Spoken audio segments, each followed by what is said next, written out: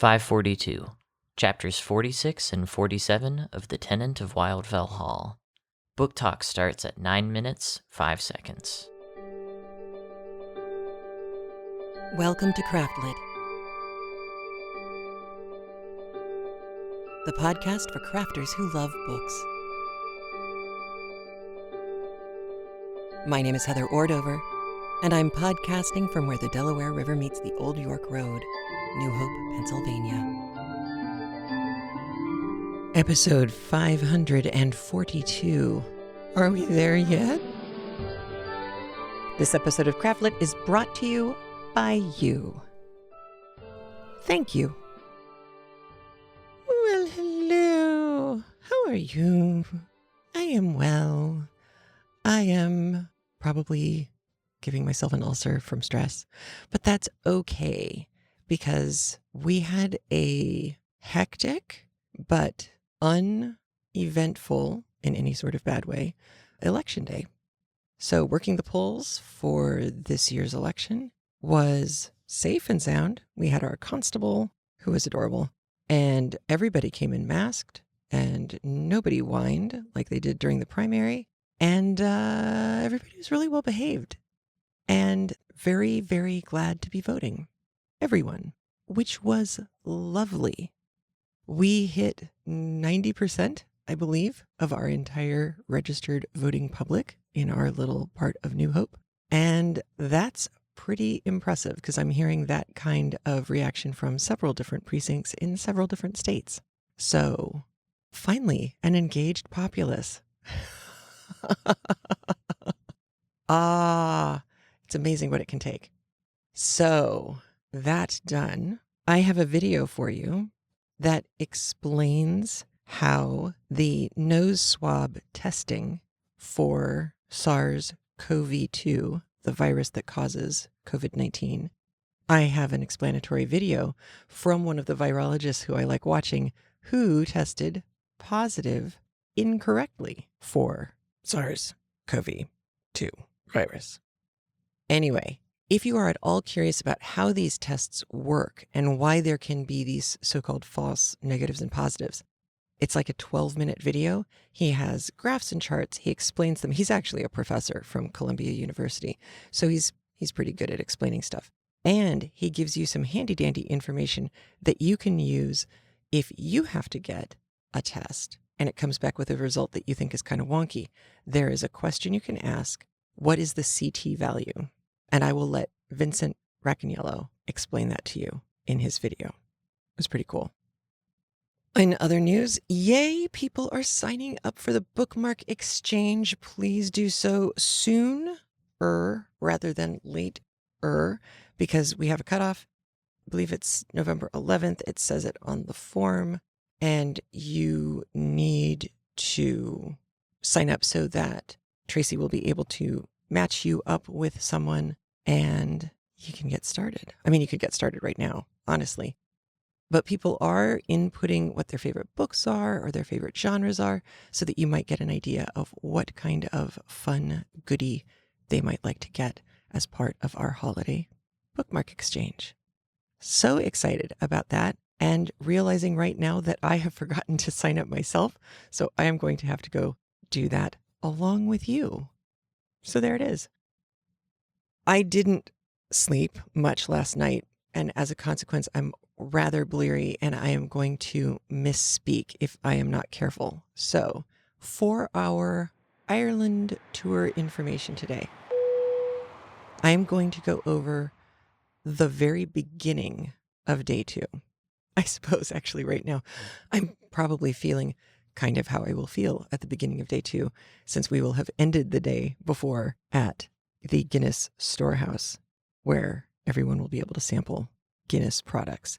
They also have Guinness mixed drinks on the menu there, which is kind of interesting. It goes beyond black and tan into a whole other landscape of odd and varied drinks. It's an interesting thing. I am linking to the Guinness Storehouse page just so you can take a look if you want to. Those will be in the show notes at craftlit.com/542. But I digress. Morning of the second day, we will leave Dublin. We'll return there, but we will leave Dublin morning of the second day and head towards Belfast. On the way, we will stop at several places that Dianne has chosen for us. And if you go and look at the link to Áine Dunne's classes, and then look at the page that's about Áine, you will find some really beautiful colors. First off, where she is just gorgeous. Obviously, that goes without saying. But she's a weaver. She's a spinner. She has in her shop right now bookmarks, and the shop page is linked out from the link that I'm providing you at the show notes as well. In the shop, you can see close-up samples of bookmarks. See? Zeitgeist. Bookmarks that she has woven. The colors in these bookmarks are spectacular. I mean, rich, jewel-toned, variegated color that is so intense. It's just fantastic. Then on her About page, there's a video, and you can see her standing up and working on several long, thin, kind of like bell pull tapestry weavings that she's got going. And the designs on these are very different from what you've seen on the bookmarks.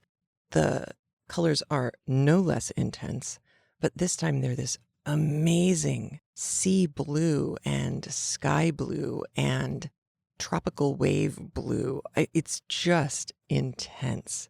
She has a shop, she does classes, and one of the reasons why I wanted to spend a little bit of time talking about her right now is because she has figured out a way to teach weaving classes online during COVID, which is impressive.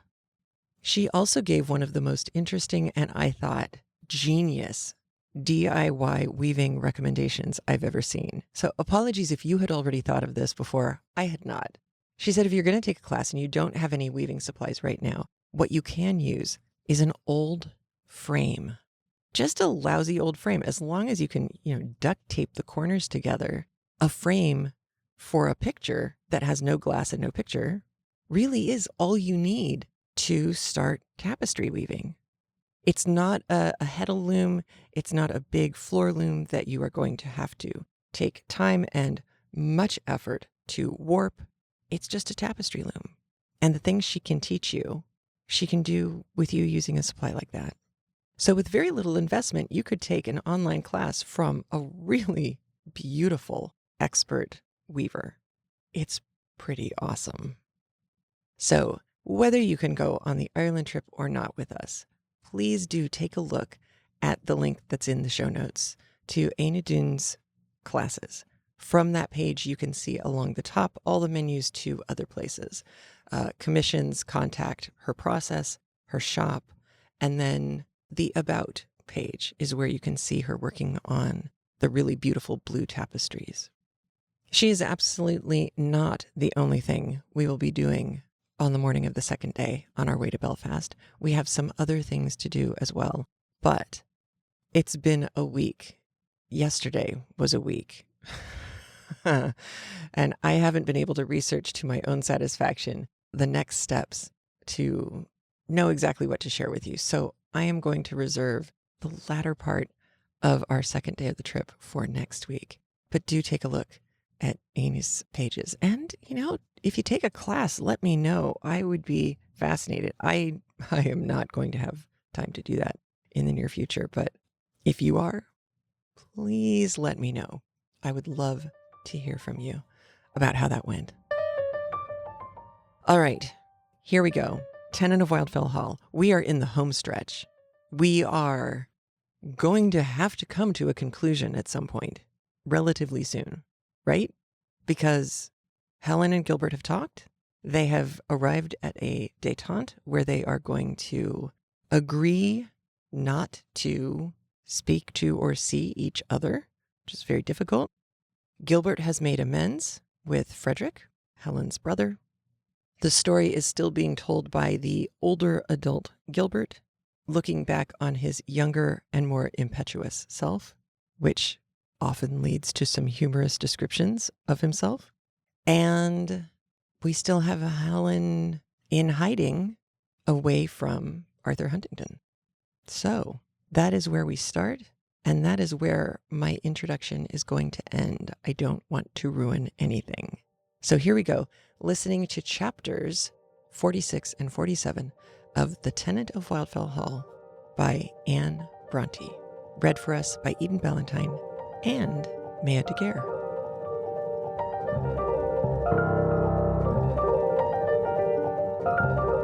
Chapter 46, Friendly Counsels. I felt strongly tempted, at times, to enlighten my mother and sister on the real character and circumstances of the persecuted tenant of Wildfell Hall, and at first I greatly regretted having omitted to ask that lady's permission to do so. On due reflection, I considered that if it were known by them, it would not long remain a secret to the Millwards and Wilsons, and as such was my present appreciation of Eliza Millward's disposition, that if once she got a clue to the story, I should fear she would soon find means to enlighten Mr. Huntingdon upon the place of his wife's retreat. I would therefore wait patiently till these weary 6 months were over, and then, when the fugitive had found another home, and I was permitted to write her, I should beg to be allowed to clear her name from these vile calumnies. At present, I must content myself with simply asserting that I knew them to be false. I will prove it some day, to the shame of those who slander her. I don't think anybody believed me, but everybody soon learnt to avoid insinuating a word against her, or even mentioning her name in my presence. They thought I was so madly infatuated by the seductions of that unhappy lady, that I was determined to support her in the very face of reason. And meantime, I grow insupportably morose and misanthropical, from the idea that every one I met was harbouring unworthy thoughts of the supposed Mrs. Graham, and would express them if he dared. My poor mother was quite distressed about me, but I couldn't help it. At least, I thought I could not, though sometimes I felt a pang of remorse for my undutiful conduct to her, and made an effort to amend, attended with some partial success, and indeed I was generally more humanised in my demeanour to her than to anyone else, Mr. Lawrence excepted. Rose and Fergus usually shunned my presence, and it was well they did, for I was not fit for company for them, nor they for me, under present circumstances. Mrs. Huntingdon did not leave Wildfell Hall till above 2 months after our farewell interview. During that time, she did never appear in church, and I never went near the house. I only knew she was there still by her brother's brief answers to my many and varied inquiries respecting her. I was a very constant and attentive visitor to him throughout the whole period of his illness and convalescence, not only from the interest I took in his recovery and my desire to cheer him up and make the utmost to amend for my former brutality, but from my growing attachment to himself, and the increasing pleasure I found in his society, partially from his increased cordiality to me, but chiefly on account of his close connection, both in blood and in affection, with my adored Helen. I loved him for it better than I liked to express, and I took secret delight in pressing those slender white fingers, so marvellously like her own, considering he was not a woman, and in watching the passing changes in his fair, pale features, and observing the intonations of his voice, detecting resemblances which I wonder had never struck me before. He provoked me at times, indeed, by his evident reluctance to talk to me about his sister, though I did not question the friendliness of his motives in wishing to discourage my remembrance of her. His recovery was not quite so rapid as he had expected it to be. He was not able to mount his pony till a fortnight after the date of our reconciliation, and the first use he made of his returning strength was to ride over by night to Wildfell Hall to see his sister. It was a hazardous enterprise for both him and for her, but he thought it necessary to consult with her on the subject of her projected departure, if not to calm her apprehensions respecting his health. And the worst result was a slight relapse of his illness, for no one knew of the visit but the inmate of the old hall, except myself, and I believe it had not been his intention to mention it to me, for when I came to see him the next day, and observed he was not so well as he ought to have been, he merely said he had caught a cold by being out late in the evening. "You'll never be able to see your sister if you don't take care of yourself," said I, a little provoked at the circumstances on her account. Instead of commiserating him. "I've already seen her," he said quietly. "You've seen her?" cried I, in astonishment. "Yes." And then he told me what considerations had impelled him to make the venture, and with what precautions he had made it. "And how is she?" I eagerly asked. "As usual," was the brief, though sad reply. "As usual? That is, far from happy and far from strong?" "She is not positively ill," returned he, "and she will recover her spirits in a while, I have no doubt, but so many trials have been almost too much for her. How threatening those clouds look," continued he, turning towards the window. "We shall have thunder showers before the night, I imagine. And they are just in the midst of stacking my corn. Have you got yours all in yet?" "No. And Lawrence, did your sister mention me?" "She asked if I had seen you lately." "And what did you say?" "I cannot tell you all she said," replied he, with a single smile, "for we talked a good deal, though my stay was but short. But our conversation was chiefly on the subject of her intended departure, which I begged her to delay till I was better able to assist her in her search after another home." "But did she say no more about me?" "She did not say much about you, Markham. I should not have encouraged her to do so, had she been inclined. But happily she was not. She only asked a few questions concerning you, and seemed satisfied with my brief answers, wherein she showed herself wiser than her friend. And I may tell you, too, that she seemed far more anxious lest you should think too much of her, than lest you should forget her." "She was right. But I fear your anxiety is quite the other way respecting her." "No, it is not. I wish her to be happy, but I don't wish her to forget me altogether. She knows it is impossible that I should forget her, and she's right to wish me not to remember her too well. I should not desire her to regret me too deeply, but I can scarcely imagine she'll make herself very unhappy about me, because I know I am not worthy of it, except in my appreciation of her. You are neither of you worthy of a broken heart, nor all the sighs and tears and sorrowful thoughts that have been, and I fear will be, wasted upon you both. But at present, each has a more exalted opinion of the other than I fear he or she deserves, and my sister's feelings are naturally full as keen as yours, and I believe more constant. But she has the good sense and fortitude to strive against them in this particular, and I trust will not rest till she has entirely weaned her thoughts." He hesitated. "From me," said I. "And I wish you would make the like exertions," continued he. "Did she tell you that was her intentions?" "No. The question was not broached between us. There was no necessity for it, for I had no doubt that such was her determination. To forget me?" "Yes, Markham. Why not?"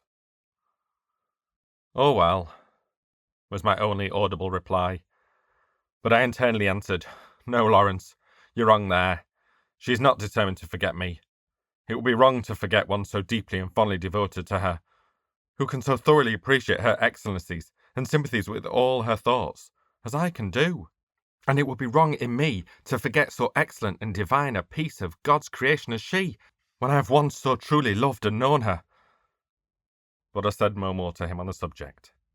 I instantly started a new topic of conversation, and soon took leave of my companion, with a feeling of less cordiality towards him than usual. Perhaps I had no right to be annoyed at him, but I was so nevertheless. In little more than a week after this, I met him returning from a visit to the Wilsons, and I now resolved to do him a good turn, though at the expense of his feelings, and perhaps at the risk of incurring that displeasure which is so commonly the reward of those who give disagreeable information, or tender their advice unmasked. In this, believe me, I was actuated by no motives of revenge for the occasional annoyances I had lately sustained from him, nor yet by any feelings of malevolent enmity towards Miss Wilson, but purely by the fact that I could not endure that such a woman should be Mrs. Huntingdon's sister, and that, as well for his own sake as for hers, I could not bear to think of his being deceived into a union with one so unworthy of him, and so utterly unfitting to be a partner of his quiet home, and the companion of his life. He had had uncomfortable suspicions on that head himself, I imagine, but such was his inexperience, and such were the lady's powers of attraction, and her skills in bringing them to bear upon his young imagination, that they had not disturbed him long, and I believe the only effectual causes of the vacillating indecision that had preserved him hitherto from making an actual declaration of love was the consideration of her connections, and especially a mother, whom he could not abide. Had they lived at distance, he might have surmounted the objection, but within 2 or 3 miles of Woodford, it was really no light matter. "You've been to call on the Wilsons, Lawrence," said I, as I walked beside his pony. "Yes," replied he, slightly averting his face. I thought it but civil to take the first opportunity of returning their kind intentions, since they have been so very particular and constant in their inquiries throughout the whole course of my illness. "It's all Miss Wilson's doing." "And if it is," returned he, with a very perceptible blush, "is that any reason why I should not make a suitable acknowledgment?" "It is a reason that you should not make the acknowledgment she looks for." "Let us drop that subject, if you please," said he, in evident displeasure. "No, Lawrence. With your leave, we'll continue it a while longer, and I'll tell you something now we're about it, which you may believe or not as you choose.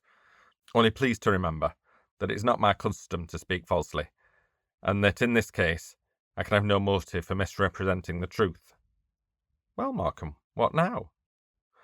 "Miss Wilson hates your sister. It may be natural enough that, in her ignorance of the relationship, she should feel some degree of enmity against her, but no good or amiable woman would be capable of evincing that bitter, cold-blooded, designing malice towards a fancied rival than I have observed in her." "Markham!" "Yes, and it is my belief that Eliza Millward and she, if not the very originators of the slanderous reports that have been propagated, were designedly the encouragers and chief disseminators of them. She was not desirous to mix up your name in the matter, of course, but her delight was, and still is, to blacken your sister's character to the utmost of her power, without risking too greatly the exposure of her own malevolence." "I cannot believe it," interrupted my companion, his face burning with indignation. "Well, as I cannot prove it, I must content myself with asserting that it is to the best of my belief. But, as you will not willingly marry Miss Wilson, if it were so, you will do well to be cautious, till you have proven it otherwise." "I never told you, Markham, that I intended to marry Miss Wilson," said he proudly. "But whether you do or not, she intends to marry you." "Did she tell you so?" "No, but—" "Then you have no right to make an assertion respecting her."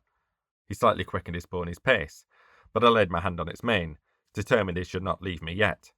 "Wait a moment, Lawrence. Let me explain myself, and don't be so very— I don't know what you call it— inaccessible as you are. I know what you think of Jane Wilson, and I believe I know how far you are mistaken in your opinion. You think she is singularly charming, elegant, sensible, and refined, but you are not aware that she is selfish, cold-hearted, ambitious, artful, shallow-minded— Enough, Markham, enough. No, let me finish. You don't know that, if you married her, your home would be rayless and comfortless, and it would break your heart at last to find yourself united to one so unholy, incapable of sharing your tastes, feelings, and ideas, so utterly destitute of sensibilities, good feeling, and true nobility of soul." "Have you done?" asked my companion quietly. "Yes. I know you hate me for my impudence, but I don't care if it only conduces to preserve you from that fatal mistake."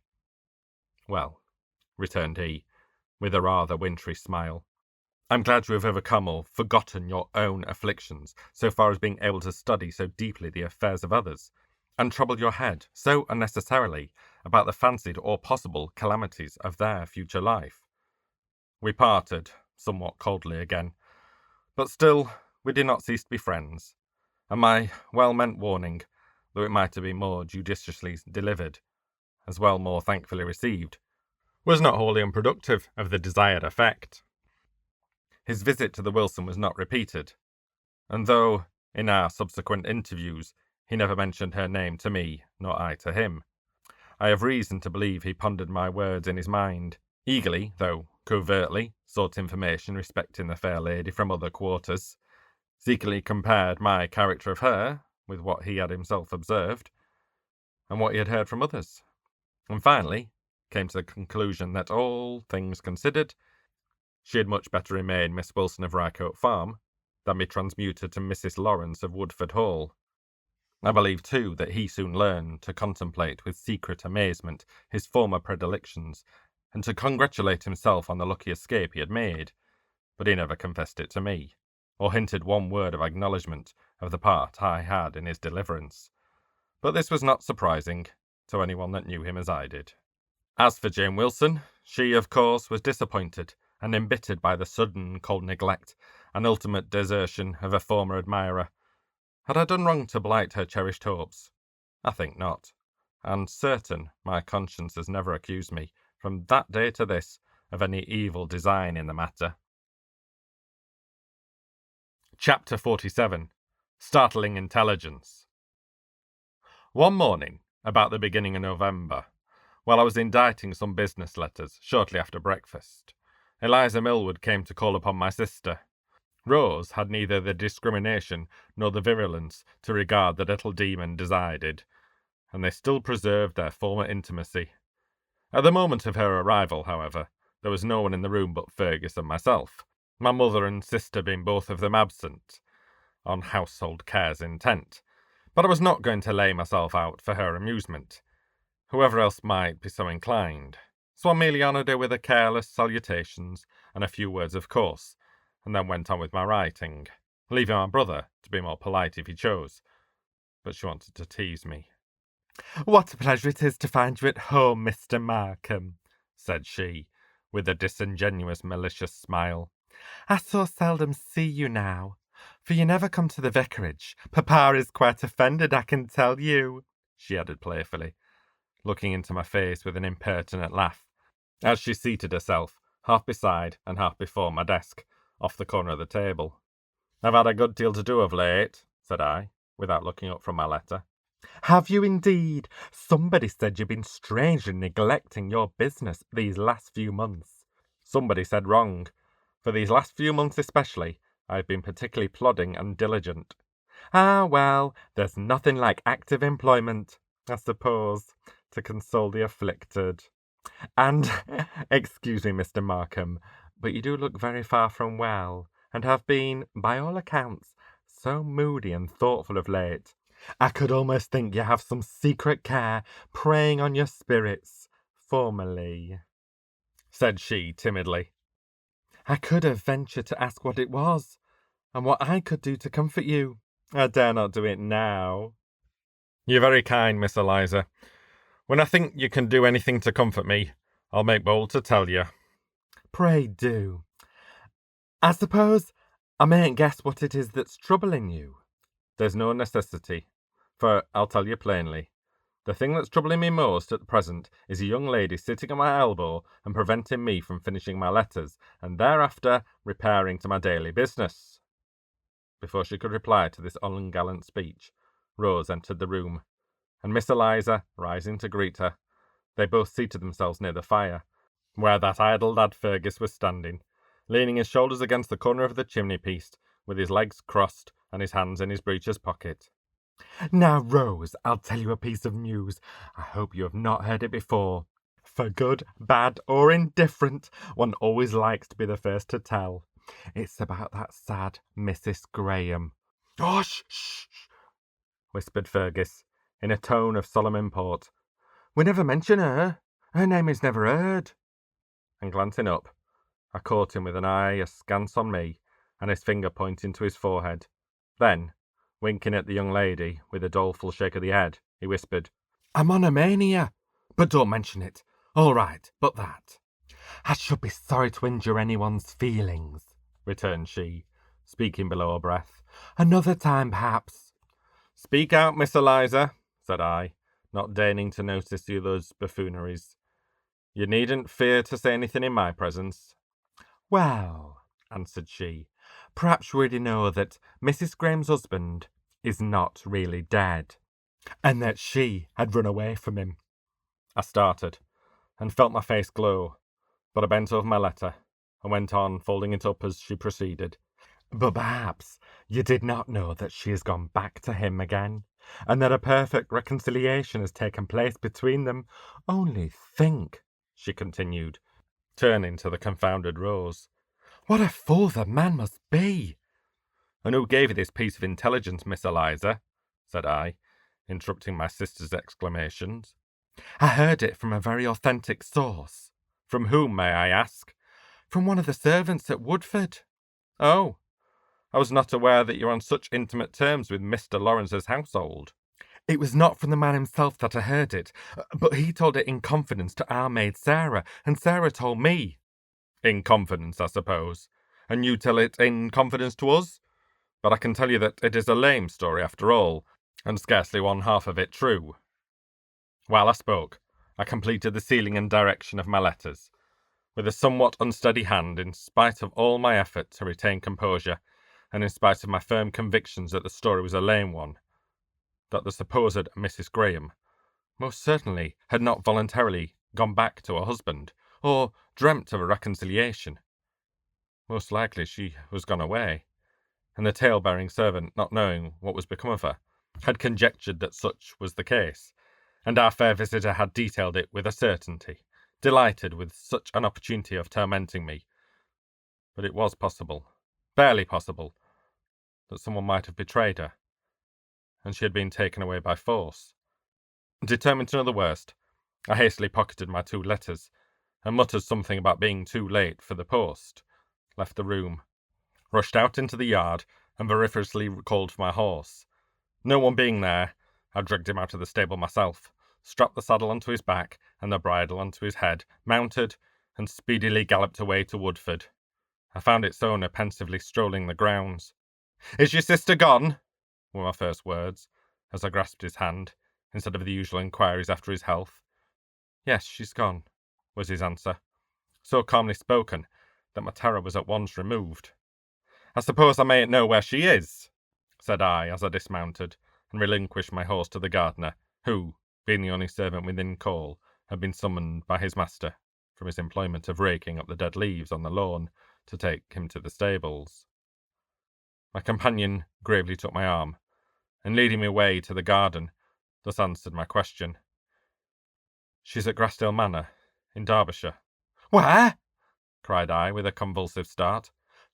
"At Grassdale Manor." "How was it?" I gasped. "Who betrayed her?" "She went of her own accord."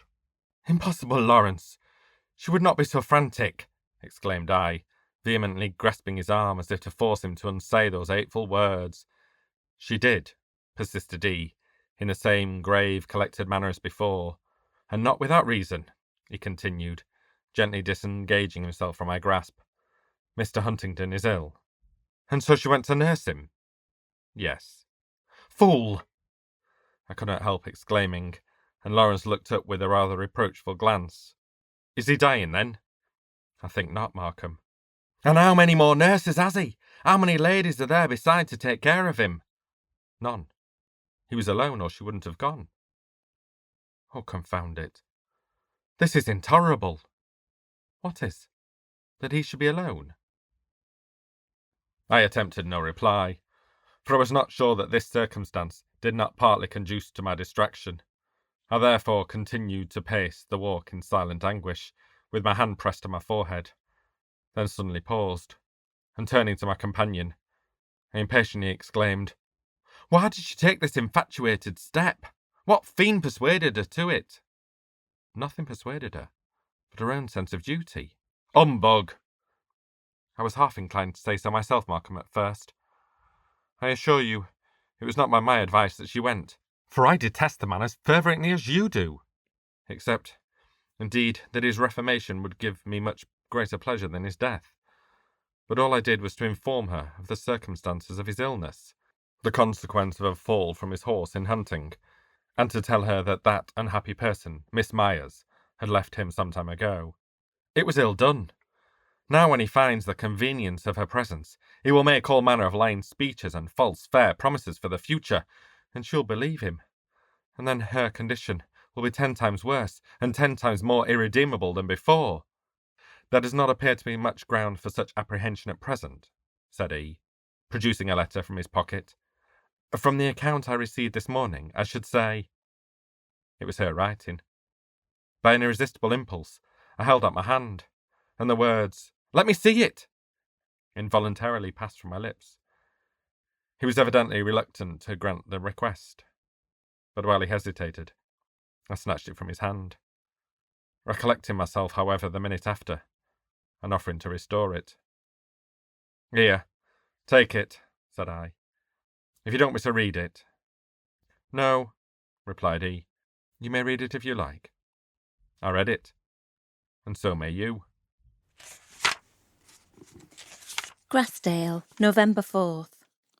Dear Frederick, I know you will be anxious to hear from me, and I will tell you all I can. Mr. Huntington is very ill, but not dying or in any immediate danger, and he is rather better at present than he was when I came. I found the house in sad confusion. Mrs. Greaves, Benson, every decent servant had left, and those that were come to supply their places were negligent, disorderly set, to say no worse. I must change them again if I stay. A professional nurse, a grim, hard old woman, had been hired to attend the wretched invalid. He suffers much and has no fortitude to bear him through. The immediate injuries he sustained from the accident, however, were not very severe, and would, as the doctor said, have been but trifling to a man of temperate habits. But with him it is very different. On the night of my arrival, when I first entered his room, he was lying in a kind of half-delirium. He did not notice me till I spoke, and then he mistook me for another. "Is that you, Alice, come again?" he murmured. "What did you leave me for?" "It is I, Arthur. It is Helen, your wife," I replied. "My wife?" said he with a start. "For heaven's sake, don't mention her. I have none. Devil take her," he cried a moment after. "And you, too, what did you do it for?" I said no more, but observing that he kept gazing towards the foot of the bed, I went and sat there, placing the light so as to shine full upon me, for I thought he might be dying, and I wanted him to know me. For a long time he lay silently looking upon me, first with a vacant stare, then with a fixed gaze of strange growing intensity. At last he startled me by suddenly raising himself upon his elbow and demanding in a horrified whisper, with his eyes still fixed upon me, "Who is it?" "It is Helen Huntington," said I, quietly rising at the same time and removing to a less conspicuous position. "I must be going mad," cried he, "or something delirious, perhaps. But leave me, whoever you are. I can't bear that white face and those eyes. For God's sake, go and send me somebody else that doesn't look like that."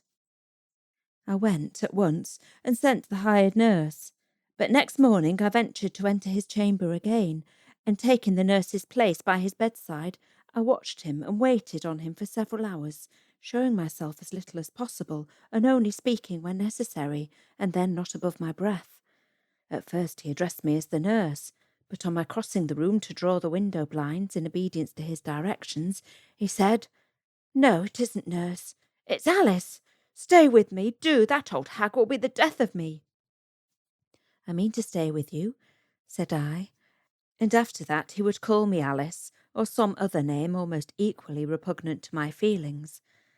I forced myself to endure it for a while, fearing a contradiction might disturb him too much, but when, having asked for a glass of water, while I held it to his lips, he murmured, "Thanks, dearest," I could not help distinctly observing, "You would not say so if you knew me," intending to follow that up with another declaration of my identity, but he merely muttered an incoherent reply, so I dropped it again till some time after, when, as I was bathing his forehead and temples with vinegar and water to relieve the heat and pain in his head, he observed, after looking earnestly upon me for some minutes, "I have such strange fancies, I can't get rid of them, and they won't let me rest. And the most singular and pertinacious of them all is your face and voice. They seem just like hers. I could swear at this moment that she was by my side." "She is," said I. "That seems comfortable," continued he, without noticing my words. "And while you do it, the other fancies fade away, but this only strengthens. Go on till it vanishes too. I can't stand such a mania as this. It will kill me." "It will never vanish," said I distinctly, "for it is the truth." "The truth?" he cried, starting as if an asp had stung him. "You don't mean to say that you are really she?" "I do, but you needn't shrink away from me as if I were your greatest enemy. I am come to take care of you, and do what none of them would do. For God's sake, don't torment me now, cried he in a pitiable agitation, and then he began to mutter bitter curses against me, or the evil fortune that had brought me there, while I put down the sponge and basin and resumed my seat at the bedside. Where are they? Said he. Have they all left me, servants and all? There are servants within call if you want them, but you'd better lie down now and be quiet. None of them could or would attend you as carefully as I shall. Can't understand it at all, said he, in bewildered perplexity. Was it a dream that... And he covered his eyes with his hand, as if trying to unravel the mystery. No, Arthur, it is not a dream, that your conduct was such to oblige me to leave you. But I heard that you were ill and alone, and am come back to nurse you. You need not fear to trust me. Tell me all your wants, and I will try to satisfy them. There is no one else to care for you, and I shall not upbraid you now. Oh, I see, he said with a bitter smile. It is an act of Christian charity whereby you hope to gain a higher seat in heaven for yourself and scoop a deeper pit in hell for me. No, I came to offer you that comfort and assistance that your situation required, and if I could benefit your soul as well as your body, and awaken some sense of contrition and... Oh, yes, if you could overwhelm me with your remorse and confusion of face, now's the time. What have you done with my son? He is well, and you may see him sometime if you will compose yourself, but not now. Where is he? He is safe. Is he here? Wherever he is, you will not see him till you have promised to leave him entirely under my care and protection, and let me take him away whenever and wherever I please, if I should hereafter judge it necessary to remove him again. But we will talk of that tomorrow. You must be quiet now. No, let him see me now.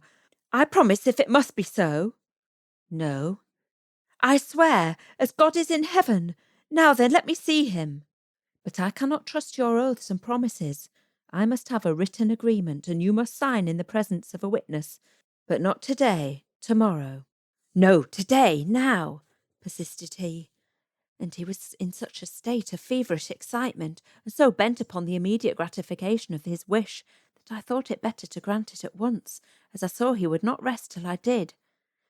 But I was determined my son's interest should not be forgotten, and having clearly written out the promise I wished Mr. Huntington to give upon a slip of paper, I deliberately read it over to him and made him sign it in the presence of Rachel. He begged I would not insist upon this. It was a useless exposure of my want of faith in his word to the servant.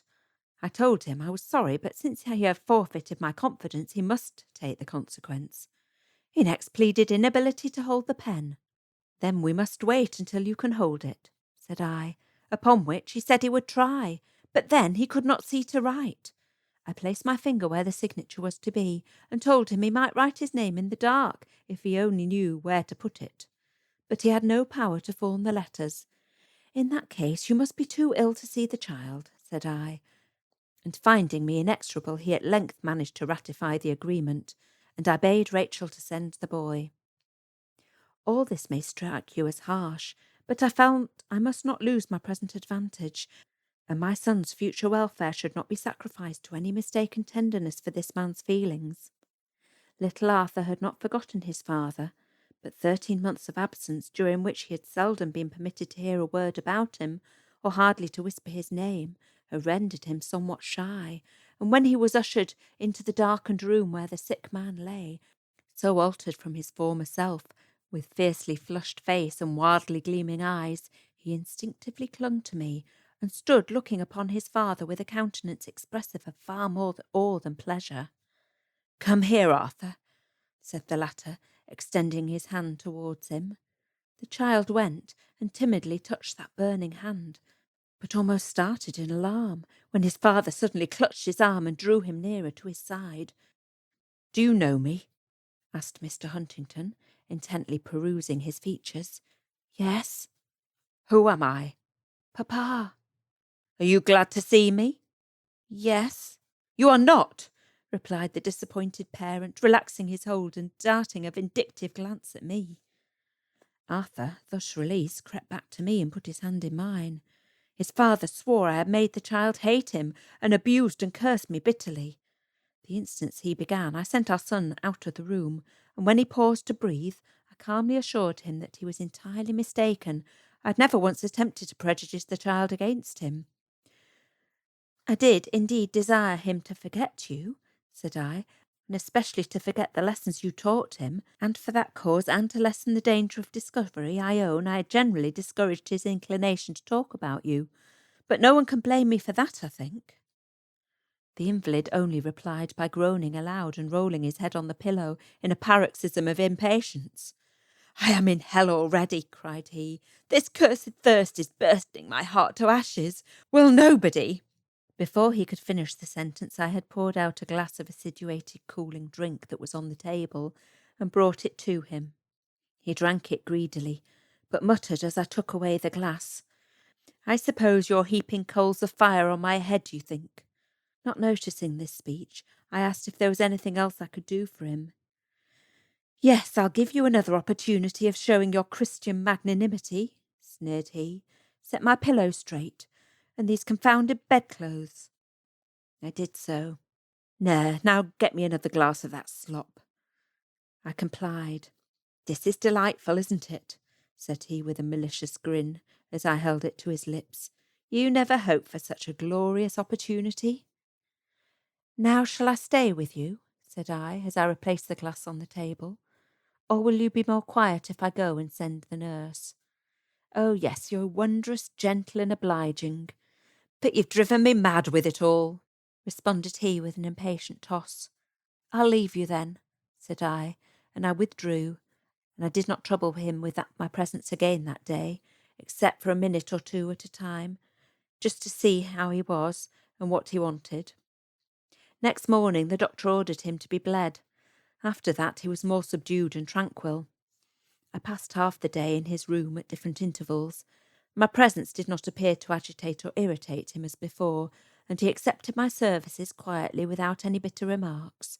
Indeed, he scarcely spoke at all, except to make known his wants, and hardly then. But on the morrow, that is today, in proportion as he recovered from the state of exhaustion and stupefaction, his ill-natured appeared to revive. Oh, this sweet revenge! Cried he, when I had been doing all I could to make him comfortable and to remedy the carelessness of his nurse. And you can enjoy it with such a quiet conscience too, because it's all in the way of duty. It is well for me that I am doing my duty, said I, with a bitterness I could not repress, for it is the only comfort I have, and the satisfaction of my own conscience, it seems, is the only reward I need look for. He looked rather surprised at the earnestness of my manner. What reward did you look for? He asked. You will think me a liar if I tell you, but I did hope to benefit you as well as to better your mind, as to alleviate your present sufferings, but it appears I'm to do neither. Your own bad spirits will not let me. As far as you are concerned, I have sacrificed my own feelings and all the little earthly comfort that was left to me to no purpose, and everything that I do for you is ascribed to self-righteous malice and refined revenge. It's all very fine, I dare say, said he, eyeing me with a stupid amazement. Of course, I ought to be melted to tears of penitence and admiration at the sight of so much generosity and superhuman goodness. But you see, I can't manage it. However, pray do me all the good you can, if you really find any pleasure in it. For you perceive I'm almost as miserable just now as you need wish to see me. Since you came, I confess I've had better attendance than before, for these wretches neglected me shamelessly, and my old friends seem to have fairly forsaken me. I've had a dreadful time of it, and I assure you, sometimes I thought I should have died. Do you think there's any chance? There's always a chance of death, and it's always as well to live with such a chance in view. Yes, but do you think there's any likelihood that this illness will have a fatal termination? I cannot tell, but supposing it should, how are you prepared to meet the event? Why, the doctor told me I shouldn't think about it, for I was sure to get better if I stuck to his regime and prescriptions. I hope you may, Arthur, but neither the doctor or I can speak with any certainty in such a case. There is internal injury, and it's difficult to know to what extent. There now, you want to scare me to death. No, but I don't want to lull you to a false security. If consciousness of the uncertainty of life can dispose you to serious and useful thoughts, I would not deprive you of the benefit of such reflections, whether you eventually recover or not. Does the idea of death appall you very much? It is just the only thing I can bear to think of. So if you've any— But it must come at some time, interrupted I. And if it be years hence, it will certainly overtake you, as if it came today. And no doubt as be as unwelcome then as now, unless you— Oh, hang it! Don't torment me with your preachments now, unless you want to kill me outright. I can't stand it, I tell you. I've sufferings enough without you. If you think there's danger, save me from it, and then in gratitude I'll hear whatever you like to say. Accordingly, I dropped the unwelcome topic. And now, Frederick, I think I may bring my letter to a close. From these details you must form your own judgment to the state of my patient, and of my own position and future prospects. Let me hear from you soon, and I will write again to tell you how we get on. But now that my presence is tolerated, and even required in the sick room, I shall have but little time to spare between my husband and my son, for I must not entirely neglect the latter. It would not do to keep him always with Rachel, and I dare not leave him for a moment with any of the other servants, or suffer him to be alone, lest he should meet them. If his father get worse, I shall ask Esther Hargrave to take charge of him for a time, till I have reorganised the household at least, but I greatly prefer keeping him under my own eye. I find myself in rather a singular position. I'm exerting my utmost endeavours to promote the recovery and reformation of my husband, and if I succeed, what shall I do? My duty, of course, but how? No matter, I can perform the task that is before me now, and God will give me strength to do whatever he requires hereafter. Goodbye, dear Frederick. Helen Huntington. What do you think of it? Said Lawrence, as I silently folded the letter. Seems to me, returned I, that she is casting her pearls before swine. May they be satisfied with trampling them under their feet, and not turn again and rend her. But I shall say no more against her. I see that she was actuated by the best and noblest motives in what she has done. And if the act is not a wise one, may heaven protect her from its consequences. May I keep this letter, Lawrence? You see, she has never once mentioned me throughout, or made the most distant allusions to me. Therefore, there can be no impropriety or harm in it. And therefore why should you keep it? Were these not characters written by her hand? And were not these words conceived in her mind, and many of them spoken by her lips? Well, said he, and so I kept it. Otherwise, Halford, you could never have become so thoroughly acquainted with its contents. And when you write, said I, will you have the goodness to ask her if I may be permitted to enlighten my mother and sister on her real history and circumstance, just so far as is necessary to make the neighbourhood sensible of the shameful injustice they have done her? I want no tender messages, but just to ask her that, and tell her that it is the greatest favour she could do me, and tell her, no, nothing more. You see, I know the address, and I might write to her myself, but I am so virtuous as to refrain. Well, I'll do this for you, Markham. As soon as you receive an answer, you'll let me know. If all be well, I'll come myself and tell you immediately. All right, so we're hit with the initial blow of Helen is gone, which of course means, oh my good God, what has she done and why? Or what has he done and why? Maybe her brother thinks she went on her own and really was kidnapped and returned by Arthur Huntington. We don't know at first, but thank goodness, the voice of Helen comes back to us in a letter, and we learn that she actually did go back on her own, having heard that he was this sick, which is pretty sick. It's easy these days for me to look back on moments like this in novels and think, right, like falling off your horse could do this to you. Yeah, no, it could be bad. It could be really bad. For one thing, of course, there are no antibiotics. But there's also not very much in the way of medicine, modern day medicine for them at this time, which is not to say that there weren't medical practices that worked quite well to alleviate some pain. And if you had a strong enough constitution, you could fight off a lot of stuff on your own. But of course, the best thing to do is not get hurt. And Arthur failed in that first initial step. So, yikes, number one. Number two, he may have internal damage. That could be really bad. And number three, they bled him. So we're still in that era of medicine. I did find it kind of modern day amusing in a wry and pretty unfunny way that after the doctor came and bled him, he was actually quite calmer and better behaved. Yeah, I'll bet he was. I wonder how much blood they took to get him to calm down. But all that being said, he does make a statement that is pretty bitingly accurate.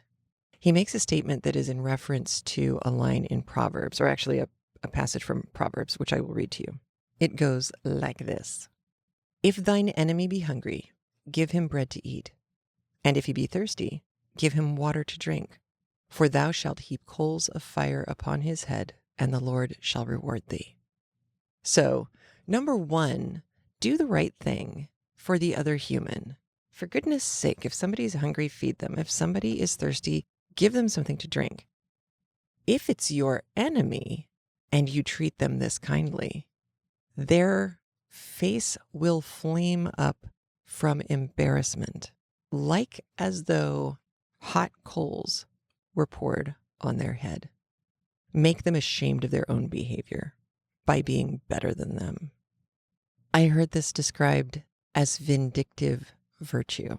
And I think it's pretty accurate to say that that probably was part of Helen's motivation in doing this. Whether she wanted to admit it to herself or not, it's not a holier than thou.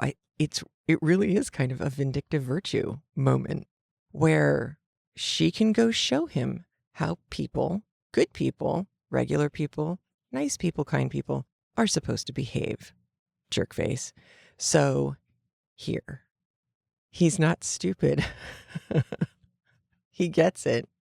But at the same time, once he does calm down enough, he also gets, or he's starting to maybe get, that he's lucky.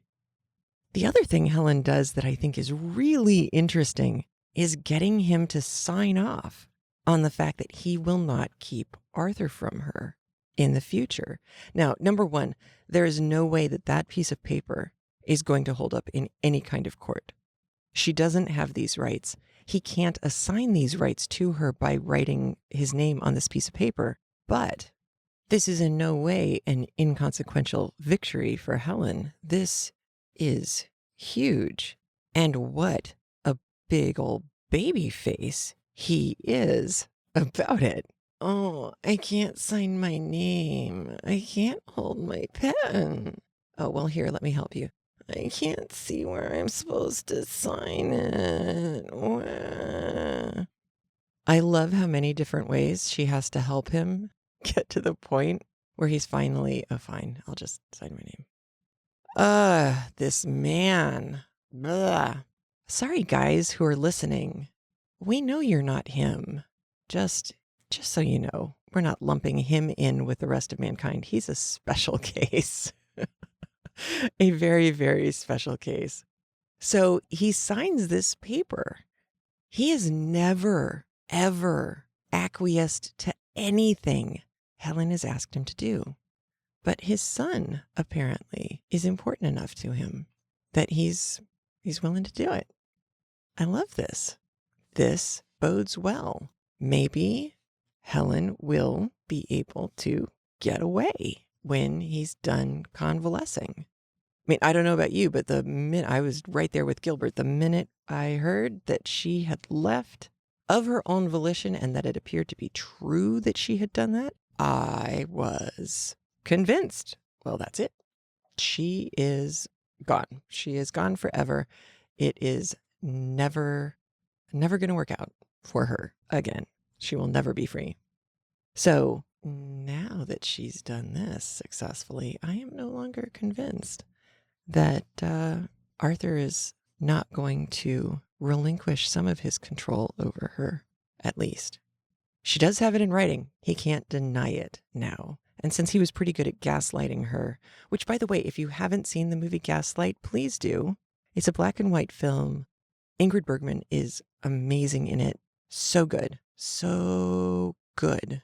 And you guys will understand it better than most people because you understand a little bit more about the whole houses heated or not heated by, well, yeah, heated by, but also lit by gaslight and how gas lamps worked in these old Victorian homes and houses. In that there is one gas line coming into the house. So if you have one of your gas lamps lit in one room and somebody lights a gas lamp in another room, your light will, because math, dim. There's just only so much gas to be used at one time. And so you'll have a little bit less while the other lamp has a little bit more. That is what the entire gaslighting plot hinges on. And it is very stressful. So it's a happy ending. I will tell you right now, it is a happy ending. But it's stressful getting there.